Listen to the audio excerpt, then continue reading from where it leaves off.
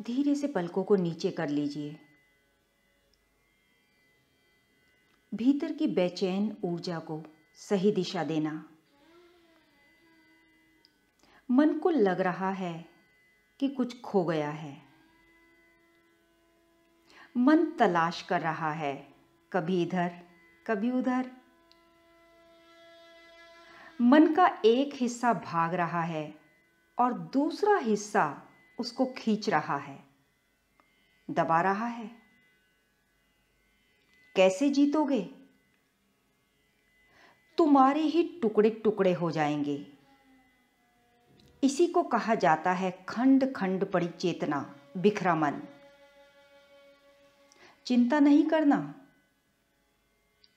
मन जहां जाता हो उसको जाने दो,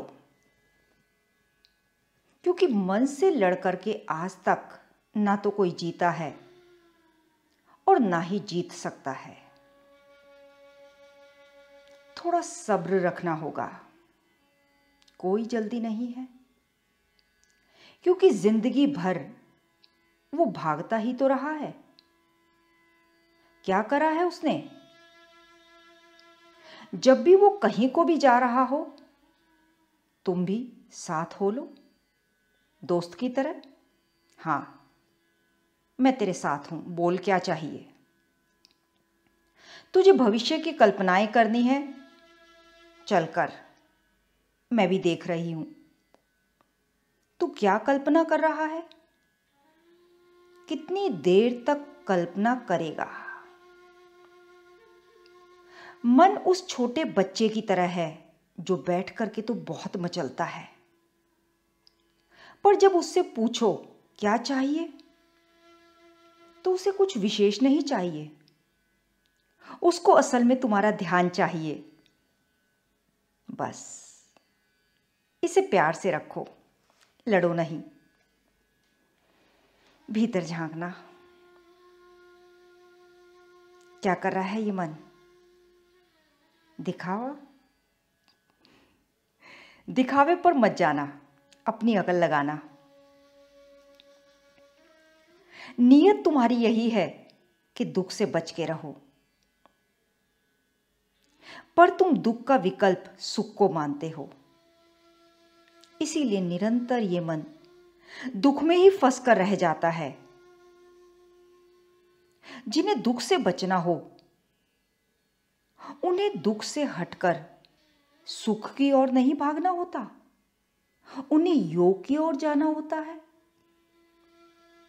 योग है दुख से निवृत्ति। दुख से बचोगे योग की ओर आकर। और योग का अर्थ है मन को आत्मा में लीन कर देना। यही है योग।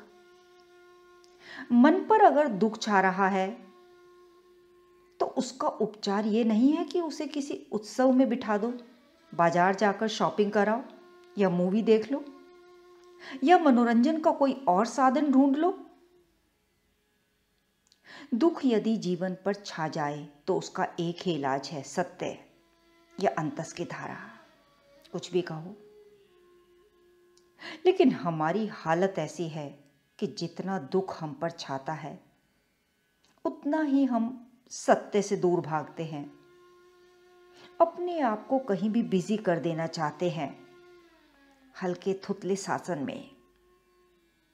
लेकिन कबीर जी कह गए, दुख में सुमिरन सब करे। लेकिन तुम दुख में भी सुमिरन नहीं करते। तुम अगर दुख में भी अगर सुमिरन करते हो तो पता है किसका? सत्य का नहीं, सुख को याद करते हो। आह, वो भी क्या दिन थे, और वो भी क्या दिन होंगे जब ये दुख छट जाएगा। तुम सत्य का कहाँ सुमिरन करते हो? तुम अपने को कहाँ याद करते हो? तुम तो सुख को याद करते हो। यदि दुख में तुम सत्य का सुमिरन कर रहे होते तो आज पूरा संसार ही सत्य का सुमिरन करता नजर आता, क्योंकि दुखी तो सब है। पर हम तो ऐसे निर्लज हैं, इतनी मोटी खाल है हमारी। जितना हमारा दुख गहराता है, उतना ही हमारा अंधेरा, डिप्रेशन, एंजाइटी गहराती है। दुख हमारे लिए रोशनी लेकर नहीं आता, दुख हमें और अंधियारा कर जाता है। ध्यान दीजिए, मीरा के वियोग को आनंद की शुरुआत मानना। वियोग की, विरह की वेदना का दर्द सिर्फ उन्हीं को होता है जो योगस्थ हैं, जिनका योग घटित हो गया, उन्हें ही उससे बिछड़ने का वियोग प्रतीत होगा। तो वो बड़े सौभाग्य वाले होते हैं जिन्हें दर्द उठता है। खोज दर्द, अब और दर्द, अब और दर्द। बड़े भाग होंगे तुम्हारे अगर सीने में परमात्मा का दर्द उठे। आम आदमी को नहीं उठता। आम आदमी को अगर सीने में दर्द हो तो समझ लेना एसिडिटी है। कोई सीने पे हाथ रख के घूमता हो और हाय हाय करता हो तो समझना उसको राम की याद नहीं आ रही, कल उसने जरा ज्यादा ठूस लिया। बड़ी किस्मत वाले होते हैं वो जिनकी आंखों में राम के आंसू निकलते हैं। रोते तो तुम खूब हो, पर तुम्हारी आंखों में एक आंसू राम के नाम का नहीं झरता, और हर चीज के लिए झर जाएगा। कहीं चोट लग गई उसके लिए रो बैठोगे, कोई दो चुभते शब्द बोल जाए उसके लिए भी रो बैठोगे। रोने में कोई कमी नहीं। राम के लिए कभी रोए हो क्या? तो बड़भागी होते हैं वो जो राम के लिए रोते हैं, सत्य के नाम पर। सत्य के नाम पर तो हमारा दिल और आंखें सब सूख जाती हैं। हरि के नाम पर हम उबासी लेने लगते हैं, क्या करें। एक और अंतस की बात जान लेना, जो राम के नाम पर रो लिया और उसे और किसी नाम पर अब रोने की जरूरत नहीं पड़ेगी। और अगर तुम पाते हो कि जिंदगी तुम्हें हजार नाम लेकर रुलाती है, हजार माध्यमों से, हजार जगहों पर, हजार कारणों से, तो जान लेना कि तुम उस एक के नाम पर नहीं रोए जिसके नाम पर तुम्हें फूट फूट कर रो लेना चाहिए था।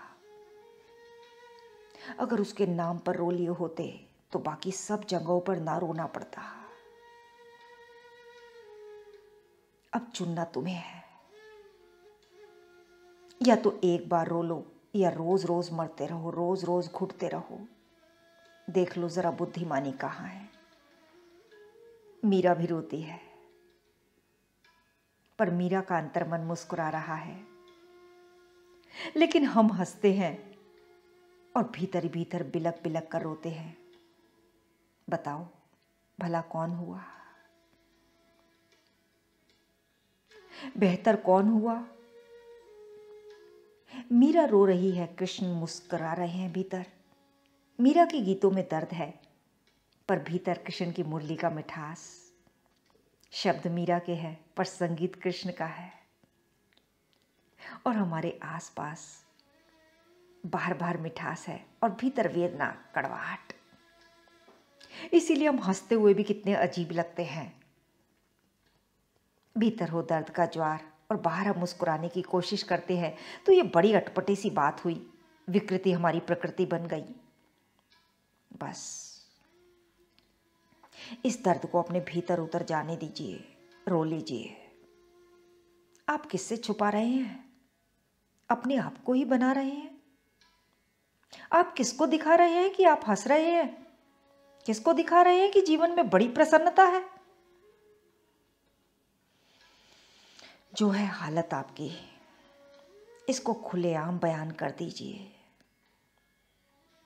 पीड़ा का एक सागर है मन, इसीलिए उसको नाम दिया गया भवसागर।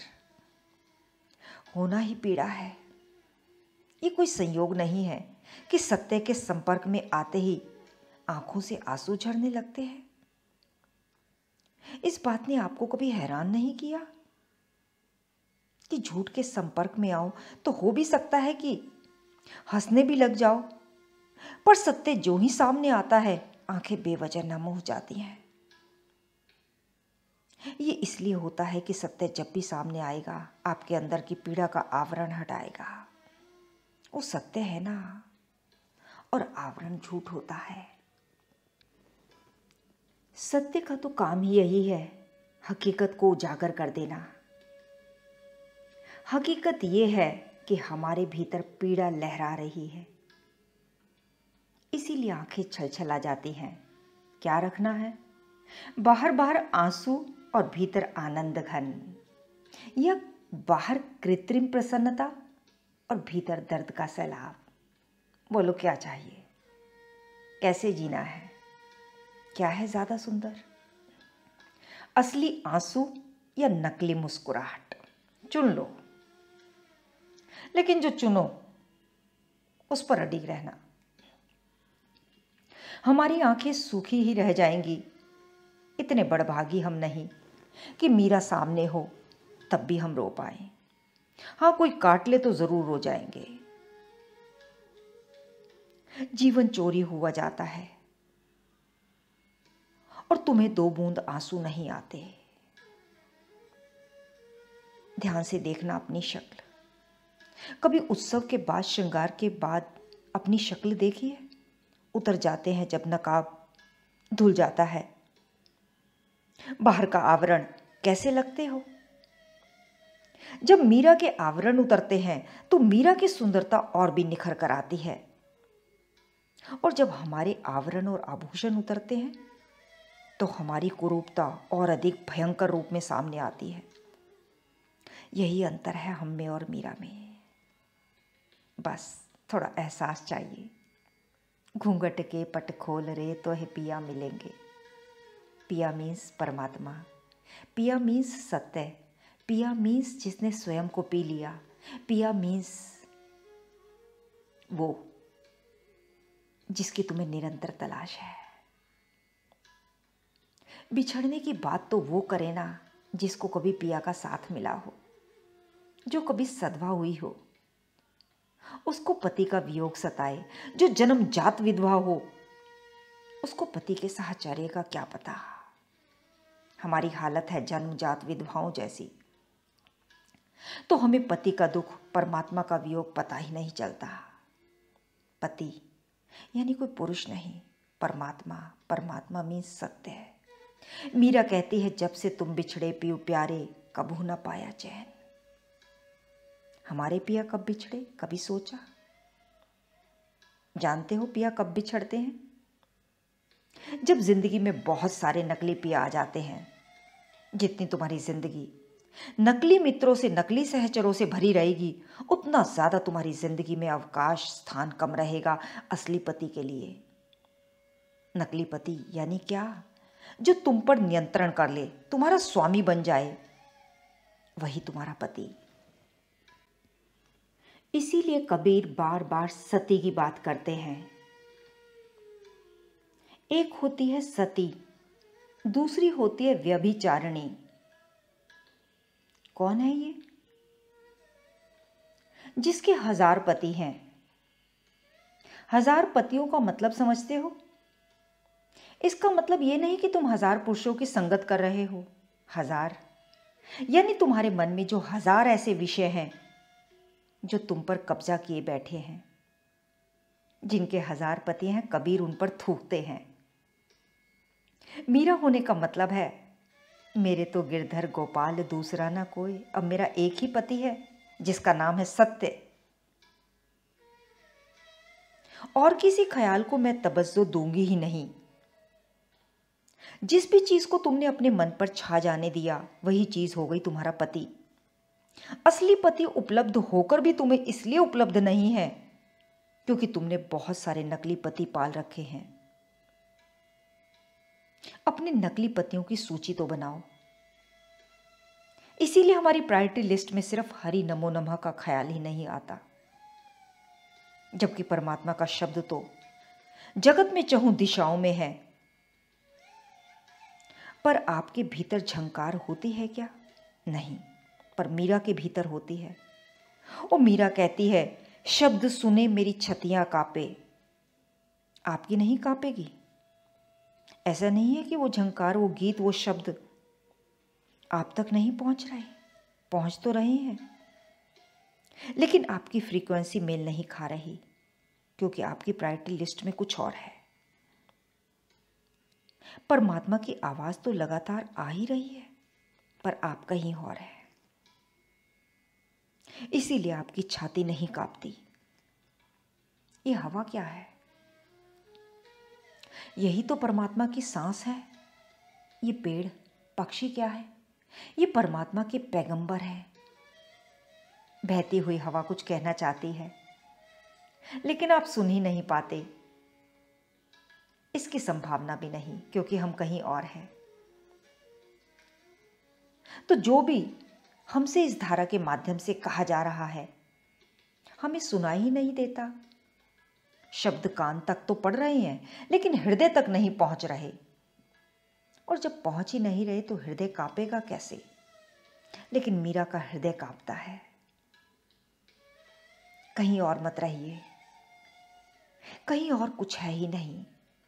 आप जहां हैं वो जगह अस्तित्व में है ही नहीं, और जो जगह अस्तित्व में है ही नहीं, वहां कौन होगा जो स्वयं है ही नहीं?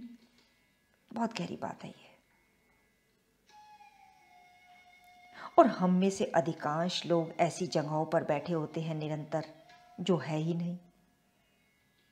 कृपया वापस आ जाएं। वापस आ जाने को ही कहते हैं योग।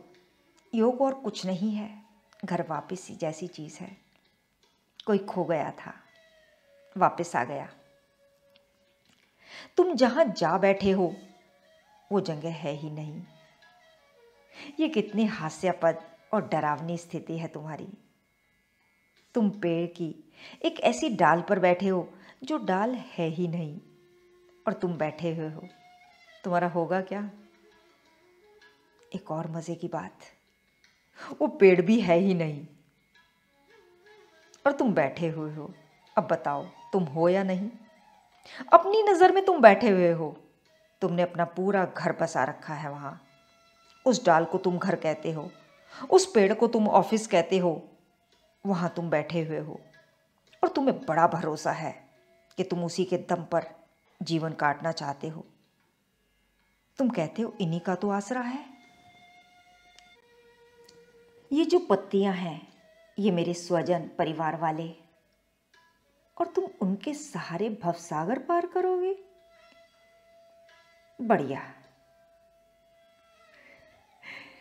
जब किसी डूबते की स्थिति का वर्णन करना होता है तो हम कहते हैं डूबते को तिनके का सहारा, लेकिन हमारी हालत यह है, डूबते को सपने का सहारा। तिनका भी उपलब्ध हो जाए फिर भी कुछ संभावना है कि बच जाओ। हमें तो तिनका भी उपलब्ध नहीं, तिनके का सपना उपलब्ध है। कोई डूब रहा है और सपना ले रहा है कि तिनका हमें बचाने आएगा। ऐसी स्थिति है हमारी। और जहां से हमें सहारा मिलता है, मौज मिलती है, मस्ती मिलती है, हम उसे टालते रहते हैं। अरे आज नहीं, कल, कल देखेंगे, अभी तो सब ठीक ही चल रहा है। जिसको तुम कल के लिए टाल रहे हो वो तो कल भी रहेगा, परसों भी और समय के अंत तक। पर ये बता दो, कल तुम रहोगे? तो किस हिम्मत से टाले जाते हो कि आज नहीं कल? कल तुम रहोगे? तो ये टाल मटोल का खेल क्या है? पता लगाओ जरा। जागे रहना। नेक्स्ट वॉल्यूम तक इंतजार के पलों में रहना। सब कुछ मिल जाए तो क्या मजा, सब कुछ मिल जाए तो क्या मजा। जीने के लिए एक कमी जरूरी है, बस आज अभी में रहना। भूल जा अपने बीते हुए कल को और खुद पर विश्वास कर। तेरा कल खुद ब खुद बदल जाएगा। बस तू आज मेहनत कर अपने आज पर। ओम गुरुवे नमः। ओम गुरुवे नमः। श्री गुरुवे नमः।